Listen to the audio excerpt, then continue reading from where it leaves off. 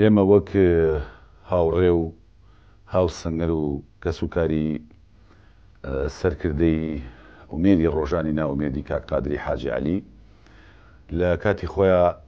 لە بەرخاتری بارودۆخی کۆرۆنا و ئەو دۆخەنا لەبارەی کە ئەم سنوورە بە تایبەتی سلەیمانی تێکەوتوو نەمانتوانی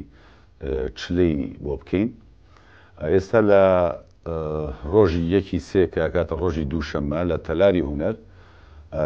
یادێک بۆ سەرکردەی نەمر کاک قادری حاجی عەلی سازەکەین. کاک قادر یەکێک بوو لەو سەرکردە خۆنەویست و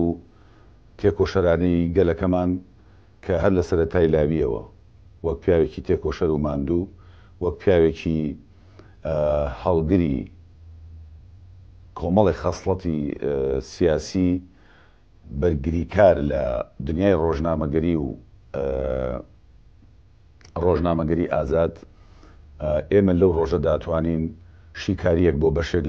لە ژیانی پێشمەرگایەتی و ژیانی ئەو زەمەنەی کە یەکێک بوو لەو سەرکردانی بەرگری لە ئازادیش بۆ هەمووانە.